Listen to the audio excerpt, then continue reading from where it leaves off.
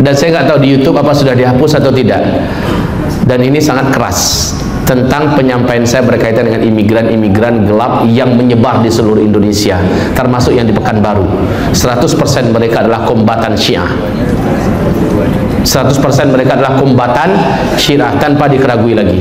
Dan mereka di sini melatih orang-orang Syiah untuk ke beberapa macam keahlian militer, baik merakit senjata, membuat bom, membuat segala macamnya, serangan hutan, serangan apa tuh. Mereka sudah mereka pelatihan dan nanti mereka punya program.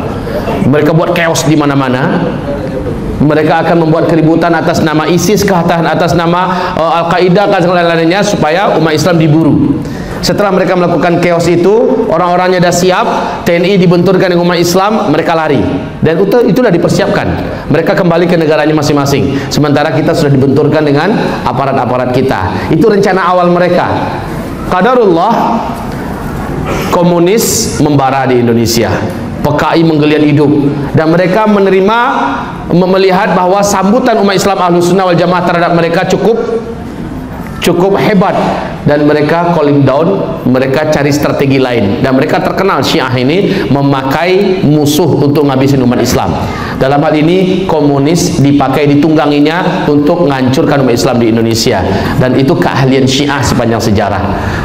Bagi Syiah nggak penting, nggak harus tangannya berlumuran dengan darah umat Islam, walaupun tangan orang lain, seperti kasus serangan Mongol dulu, ya kan?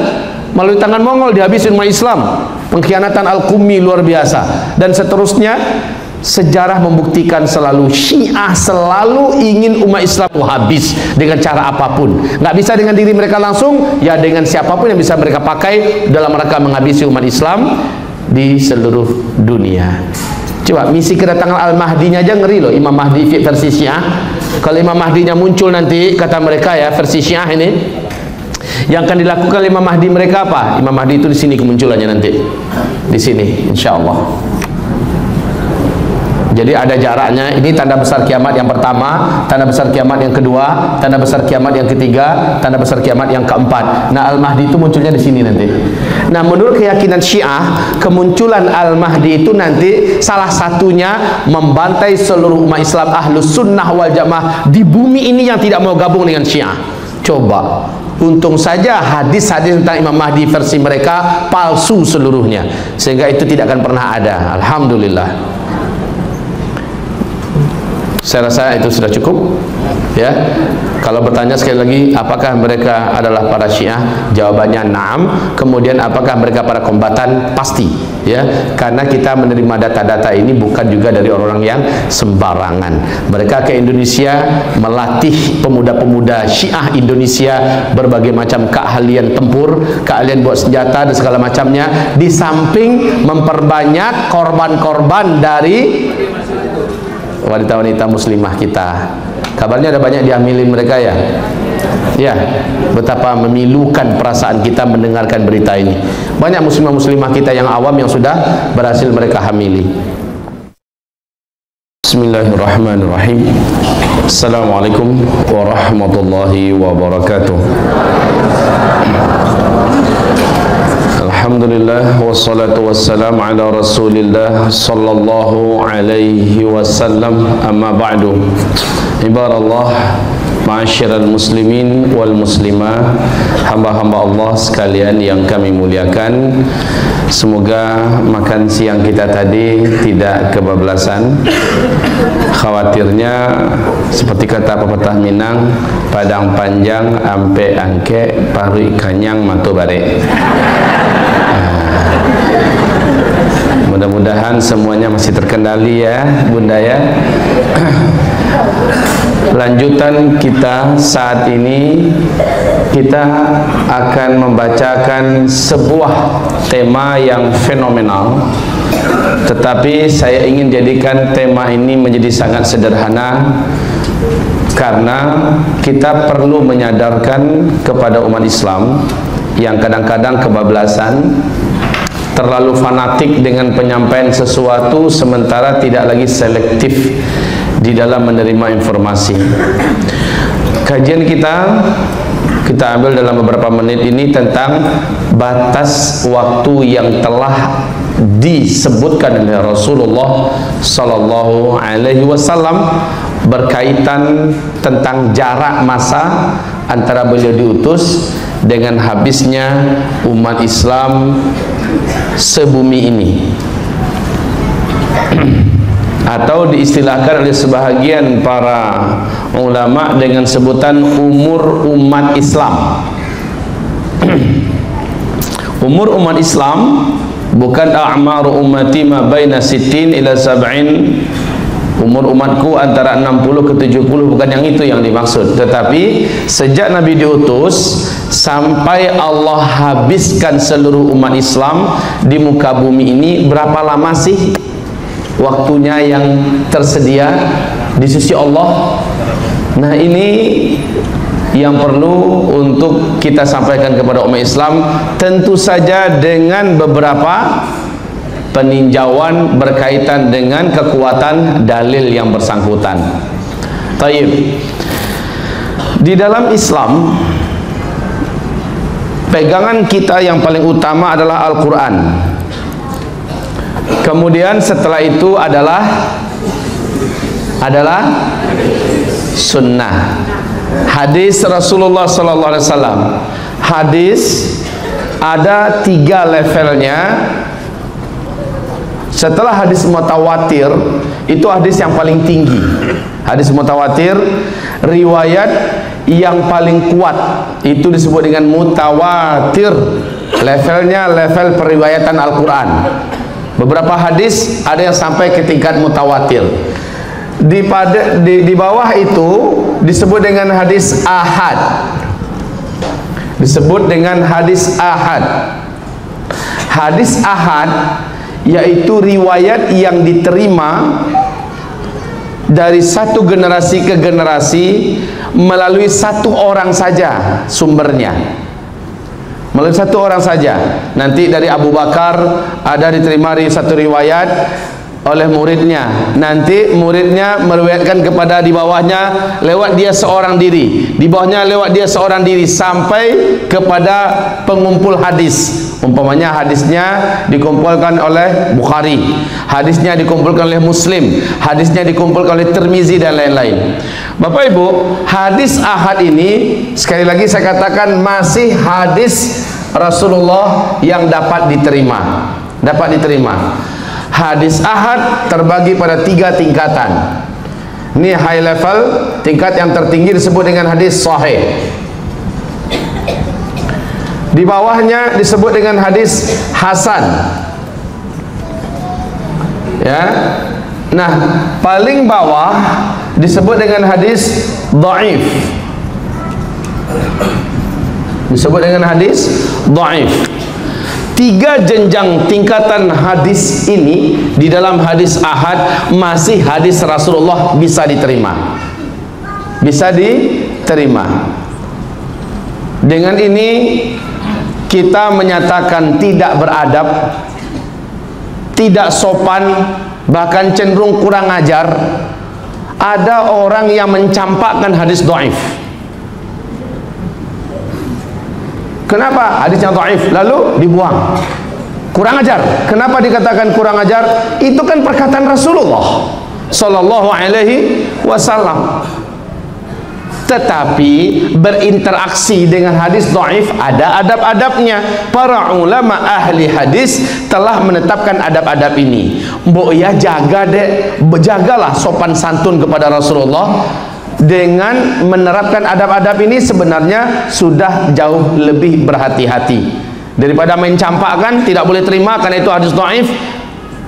Jujur kita katakan yang bersangkutan kurang ajar. Kenapa demikian?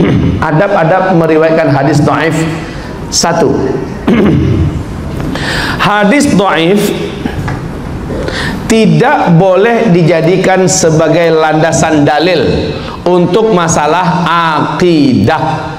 Untuk masalah akidah, atau dengan bahasa lain, hadis dhaif tidak bisa dibina di atasnya akidah. Yang kedua, adab yang kedua, hadis dhaif juga tidak bisa dijadikan sebagai sumber dalil dan sebagai hujah untuk masalah-masalah usul seperti halal, haram, ya, perkara-perkara yang utama seperti itu juga tidak bisa dijadikan hadis dhaif sebagai dalilnya. Yang ketiga, hadis dhaif dia bisa diterima selama tidak bertentangan dengan hadis dalam tema yang sama yang lebih kuat daripadanya. Umpamanya perkara tentang A, ternyata perkara tentang A itu dalam hadis hasan juga ada, apalagi dalam hadis sahih juga ada, bertentangan dengan yang ada di hadis dhaif. Saat itu hadis dhaif memang tidak dipakai. Tapi selama hadis dhaif tersebut tidak bertentangan dengan hadis yang lebih kuat daripadanya, dia bisa dipakai, dapat diterima dalam urusan satu, dalam urusan fadailul a'mal, keutamaan-keutamaan, pahala ini pahala itu, ya. Dan yang kedua dalam urusan targhib dan tarhib, ini bisa dipakai. Adab yang keberapa lagi? Adab yang keempat di dalam bermuamalah dengan hadis dhaif. Hadis dhaif dia masih perkataan Rasulullah sallallahu alaihi wasallam. Maka apabila ada kata ulama anu, ada kata fulan anu, lalu ada kata Rasulullah, walaupun hadisnya dhaif, wajib mendahulukan perkataan Rasulullah sekalipun itu daripada perkataan ulama manapun. Ini adab. Yang keenam, adab yang keenam. Yang kelima, nggak masalah angka berapa. Yang kelima, untuk masalah hadis-hadis dhaif yang menceritakan nanti akan terjadi begini, nanti akan terjadi begini, sementara hadisnya dhaif, apabila yang digambarkan itu terjadi, para ahli hadis sepakat mengatakan naiklah status hadisnya setara dengan hadis sahih. Paham? Jadi kalau yang diceritakan dalam hadis dhaif itu ternyata terjadi sesuai dengan kenyataan, hadis dhaif tersebut statusnya naik kepada hadis setara dengan hadis sahih. Yang keberapa lagi? Yang keenam, dalam urusan ghaibiyat,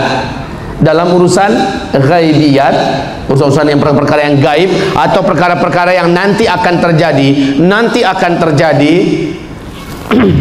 untuk sekedar diketahui sah, sekedar tahu saja, tapi untuk diyakini tidak diberikan kepada kita kebenarannya. Sekedar tahu saja, oke, nggak apa-apa. Tapi untuk diyakini ini masalah, karena hadisnya Bapak Ibu, sedikit gambaran dari saya. Oleh para ulama hadis dibedakan, ya. Kenapa ini kok bisa jadi hadisnya dhaif? Subhanallah, Bu. Dalam Islam itu penggambaran hadis ini sangat hati-hati para ulama kita. Dhaifnya sebuah hadis seringnya itu terjadi pada kesalahan yang meriwayatkan hadis. Umpama ini ada Imam Bukhari, umpamanya guru kita Ustadz Mustafa Omar, beliau adalah periwayat hadis sekelas Imam Bukhari. Beliau ingin cari hadis dari saya karena saya terkenal meriwayatkan sebuah hadis. Ustadz akhirnya ketemu saya, ketahuan saya pipisnya berdiri. Oleh beliau ketahuan saya pipisnya berdiri. Beliau tetap nyatat hadis yang dari saya, tapi hadis itu langsung diberi kode tertentu bahwa hadis ini didhaifkan gara-gara si pelaku atau penyampai hadis ini akhlaknya kena cacatnya kencing berdiri. Ini contoh. Begitu loh, Masya Allah. Apalagi terkenal yang bersangkutan banyak bohong. Ternyata dia dagang sering bohong, dengar kayak gitu aja, atau makannya tangan kiri, udah hadis yang disampaikannya jadi cacat, jadi jatuh. Padahal masih hadis Rasulullah enggak. Gara-gara yang menyampaikan, meriwayatkan hadis itu menjadi makanya sekali lagi, secacat-cacatnya yang menyampaikan, selama itu masih hadis dari Rasulullah, bukan hadis maudhu'. Apa itu maudhu'? Palsu. atau la aslalah, tidak ada asalnya, matruk, batil, mungkar. Selama bukan seperti itu hadisnya, berarti dia dhaif. Selama dhaifnya bukan dhaif jiddan, maka dia dapat dipakai dalam urusan-urusan yang kita sebutkan tadi. Paham Bapak Ibu? Nah, sekarang saya akan menjelaskan kepada Bapak Ibu start, finish. Hadis yang bercerita tentang start dan finish ini sejak Nabi diutus sampai kepada Rasulullah SAW mengatakan umatnya serentak Allah wafatkan dalam peristiwa tanda besar kiamat yang ke-7. Hadis yang menceritakan tentang batas waktu ini seluruhnya hadis dhaif. Paham? Seluruhnya hadis dhaif. Berlakulah adab-adab bermuamalah dengan hadis dhaif tadi. Sekedar tahu boleh, membina dan meletakkan keyakinan kita di atas itu dan menjadikan ini sebagai dalil, kita sudah di warning oleh para ulama, jangan.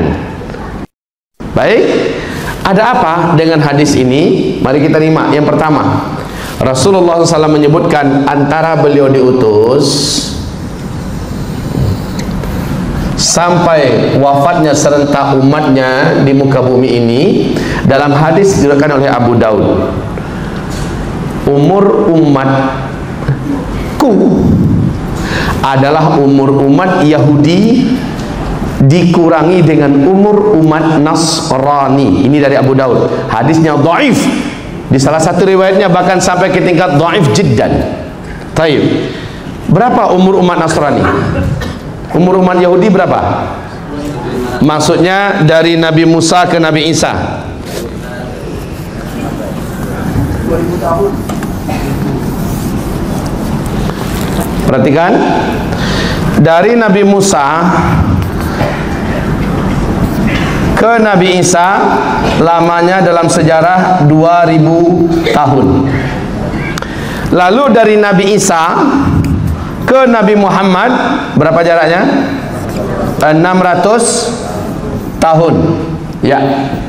Taib kaum muslimin, Rasulullah menyebutkan umur umatku adalah umur umat Yahudi dikurangi dengan umur umat Nasrani.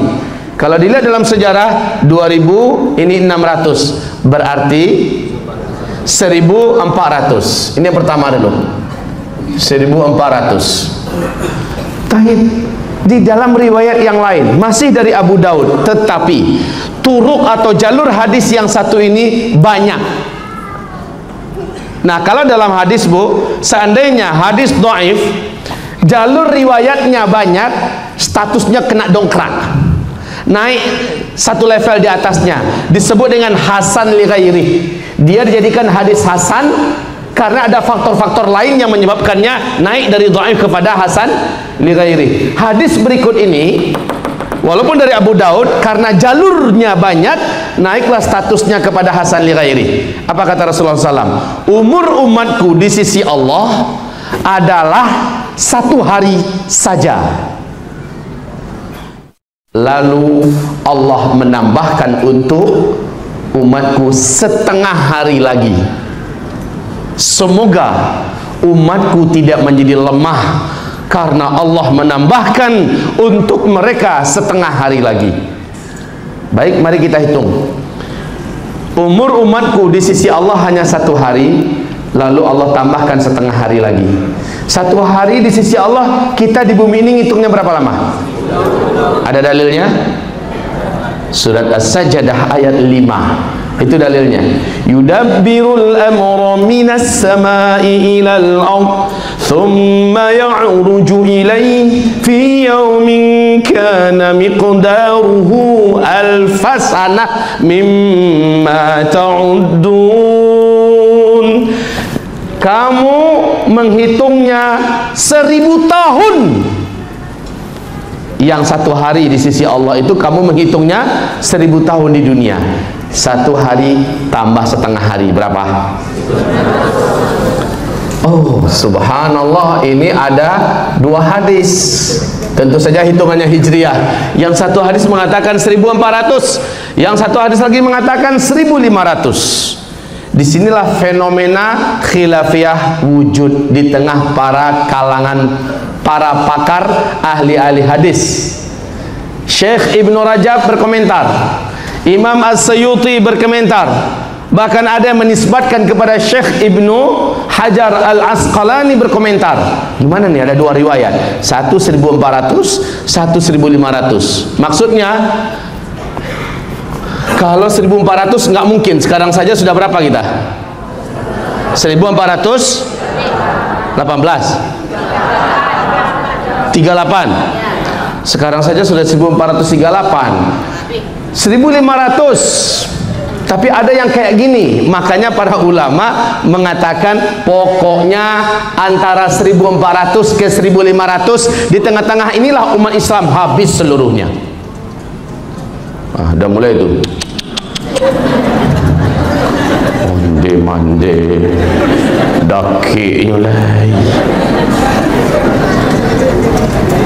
Oke, kita hitung 1400, 1500. Dalam hal ini ada menisbatkan kepada Ibnu Hajar Al-Asqalani. Saya sudah cek, saya sudah periksa sumber-sumber mereka. Sampai hari ini saya belum menemukan penyebutan tahun 1476 dinisbatkan kepada Ibnu Hajar Al-Asqalani. Yang bersangkutan berani menyebutkan dari sumber kitabnya. Bahkan dari kitabnya itu saya sudah gali dan saya belum menemukan. Mungkin dari kitabnya yang lain. 1476 habis semua Islam. Imam Suyuti mengatakan 1477 Hijriah umat Islam habis. 1477 umat Islam sudah habis. Ibnu Rajab Al-Hambali memberikan komentar, dan komentar beliau ini lebih masuk, lebih sesuai, dan sejujurnya saya lebih memilih secara pribadi, saya lebih memilih kepada apa yang dikatakan oleh Ibnu Rajab Al-Hambali. Apa kata beliau? Pokoknya umur umat Islam di muka bumi ini lewat dari 1400 tahun hitungan Hijriah, tapi tidak akan melampaui dari 1005, antara itulah. Beliau tidak menyebutkan tahun tertentu. Sekarang yuk kita sedikit agak coba merinci. Kita hitung full saja dulu 1500, Bu. Dikurangi berapa sekarang? 1438. 1500 dikurang sisa berapa? 62 tahun ke depan umat Islam habis dong. Hitungannya artinya begitu.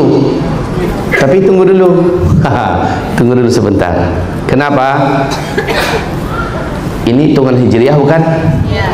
Kalau Hijriah itu kan dihitung sejak Nabi hijrah dari Mekah ke Madinah. Ya. Padahal menghitung umur umat Nabi itu sejak Nabi diutus, bukan sejak beliau hijrah. Artinya di sini ada 13 tahun beliau di Mekah, belum dimasukkan ke sini kan? Kurang lagi 13. Astagfirullah.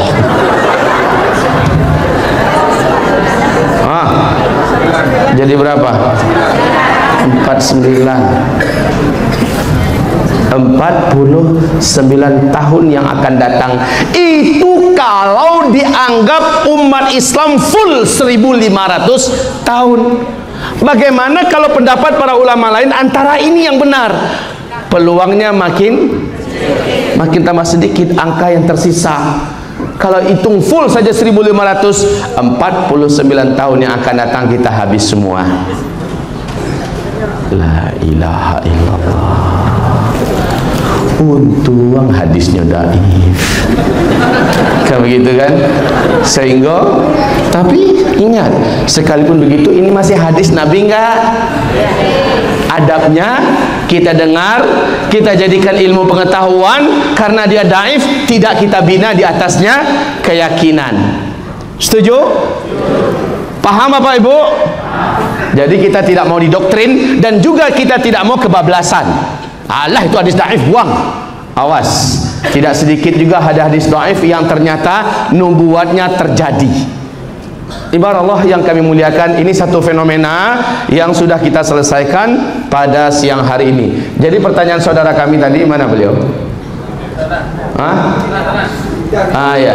Pertanyaan saudara kami tadi bagaimana tentang hadis dhaif? Nah, secara gamblang sudah saya sebutkan tadi adab-adabnya. Nanti akan ketemu, alhamdulillah, dari kitab ini saya dan kami dari tim peneliti, tim penelaah kitab, sehingga kami sadur beberapa hadis yang seluruhnya kita pastikan status hadisnya adalah sahih hasan. Hampir-hampir kami tidak menuliskan hadis dhaif kecuali kami sebutkan, dan sangat sedikit sekali angka hadis dhaif di sini. Dan kami sebutkan status hadisnya dari kitab mana. Baik, Bapak Ibu yang kami muliakan, juga demikian dalam kitab Ensiklopedia Akhir Zaman.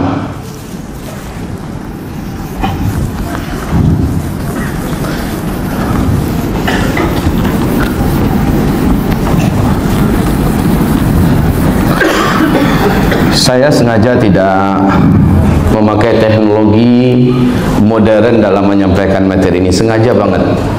Udah saya coba dulu menyampaikan dengan slide, ya. Ternyata pengaruh atharnya sangat lemah kepada kaum muslimin. Ketika saya menulis, tanpa disadari para jamaah sedang tertulis itu dalam ingatan mereka, dalam memori mereka. Istilahnya pengaruhnya lebih besar. Mungkin ini salah satu rahasia nun wal qalami wa ma yasturun. Nun dan demi pena serta apa yang digoresnya. Kalau saya pakai slide, semua secepat apa dia muncul, secepat itu dia hilang. Begitu juga dari jemaah. Gimana kajian tadi? Santiam. Bahasa Antonio hebat. Bahasa tadi entahan tadi loh. Cepat sekali hilangnya. Tapi kalau begini ini, insya Allah ya, kalau begini ingatannya akan jauh lebih kuat. Kalau di foto aja, nah ketika melihat fotonya ingat semua penjelasan itu, insya Allah Taala. Makanya dengan sengaja, dimanapun saya diundang, saya sampaikan kepada panitia, tolong siapkan whiteboard. Kadang-kadang ada panitia yang kebangetan pelitnya, whiteboard kecil. Padahal saya kelasnya 2 whiteboard ini kelas saya nih. Dia kasih whiteboard kecil. Ya sudah, kalau begitu nikmati oleh jemaah. Saya nulisnya kecil-kecil. Saya sesuaikan dengan whiteboard yang ada. Puas Bapak Ibu? Enggak, yang pakai whiteboard kecil itu puas Bapak Ibu? Enggak. Makanya pasang whiteboard yang besar. Alhamdulillah ini 2 kan. Kalau 2 kayak gini baru menurut saya keren. Yang nggak keren itu ibu yang di samping. Ibu nggak bisa lihat, ya kan Bu ya, nggak bisa lihat. Tapi ibu mengandalkan pendengaran, nanti ibu bisa foto, ya. Yang nggak kefoto adalah yang saya hapus. Sekarang kita masuk pada pembahasan 10 tanda besar kiamat. Ini dia. Ini penting sekali. Insya Allah sampai zuhur besok saya masih membahas 10 tanda besar kiamat ini, dan saya akan fokus di Dajjal. Saya akan fokus pada sosok yang seluruh nabi dan rasul memperingatkan umatnya hati-hati dengan Dajjal. Saya akan fokus di sini. Bapak Ibu, tadi sudah saya sebutkan. Masih ingat hadisnya? 10 tanda besar kiamat. Seperti apa tadi? Seperti butiran-butiran marjan. Di hadis yang lain Nabi mengatakan mirip dengan wanita yang hamil besar akan melahirkan. Terjadi bukaan. Kalau bukaan pertama sudah terjadi, maka bukaan kedua pasti menyusul. Yang ketiga, keempat, makin dekat jaraknya, makin ke atas dia angka bukaannya, makin berdekatan jaraknya. Dan itu nggak pakai lama. 10 tanda besar kiamat ini, apabila yang satu sudah terjadi, yang kedua cepat menyusul. Bukan berjarak 1000 tahun, 100 tahun, 10 tahun, tidak. Jaraknya hanya hitungan paling lama 3 tahun. Setelah itu, dari tanda besar kiamat yang kedua ke tanda besar kiamat yang ketiga, makin dekat jaraknya. Rasul mengatakan berapa masa jarak antara Dajjal lepas dengan Nabi Isa turun? Paling hanya 1 tahun, 2 bulan, 2 minggu, Dajjal pun dibunuh. Kemudian, nah masalahnya 1 tahun, 2 bulan, 2 minggu itu sudah 1 bumi berhasil digarap oleh Dajjal. Ini yang kita cemaskan itu. Yo sabanta mencogok nyonyo, tapi babisu.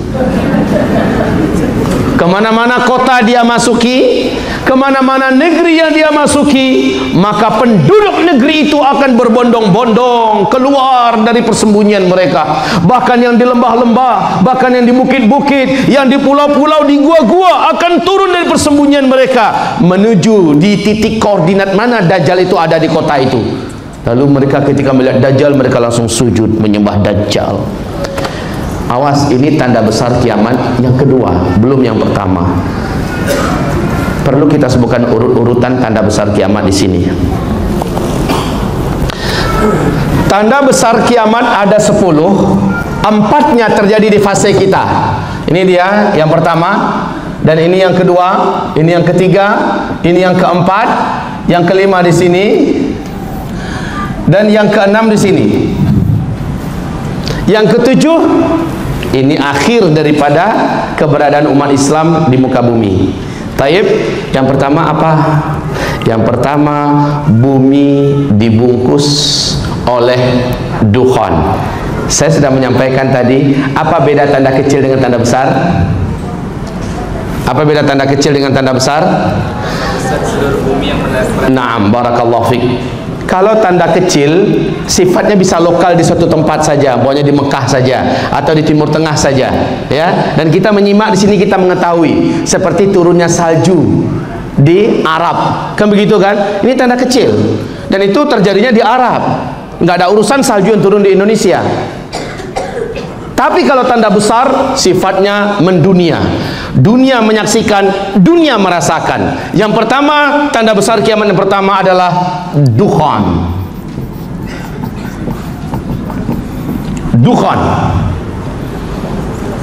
Apa itu dukhan?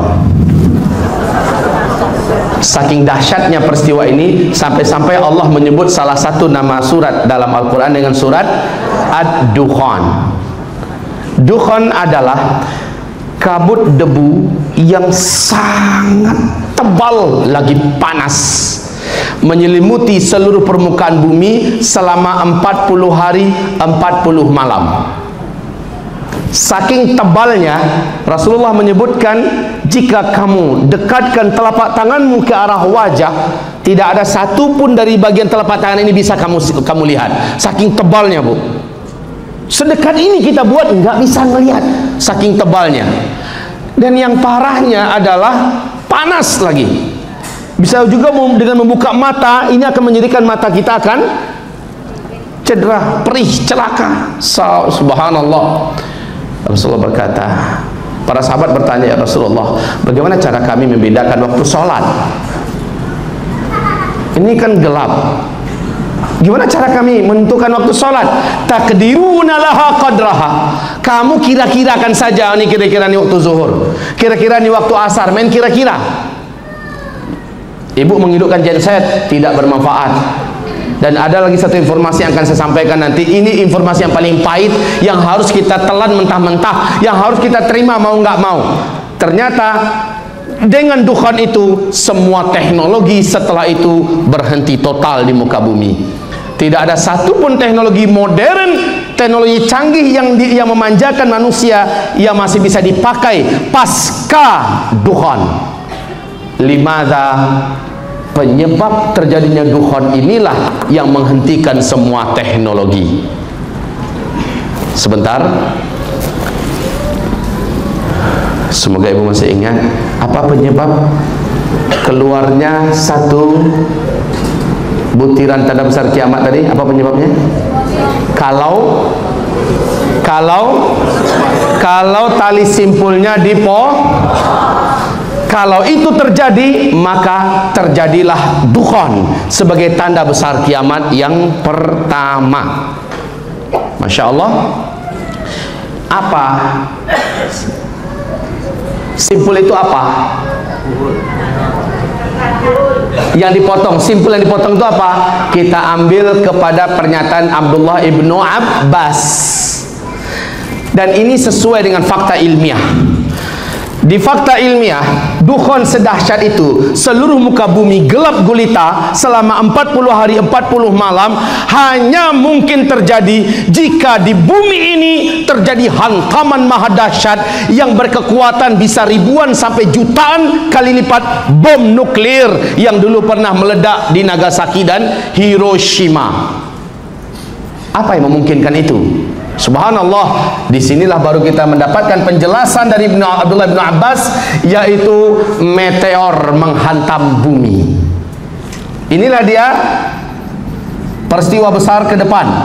Meteor menghantam bumi. Dari meteor ini, bumi yang kena hantam akan menimbulkan dukhon. Tapi Michel Penn, seorang pakar astronomi dunia, dia adalah seorang ahli astronomi senior yang menjadi rujukan dari NASA sendiri. Beliau mengatakan begini, di antariksa kita ini terdapat banyak sekali pecahan-pecahan bintang yang melesat dengan kecepatan 120.000 km per jam. Satu butir meteor tersebut dengan kecepatan laju begitu, ini bumi, ini meteor, ya. Kalau sempat satu meteor ini dengan garis diameter 2 km saja, tidak usah besar-besar, garis diameter 2 km saja menghantam bumi,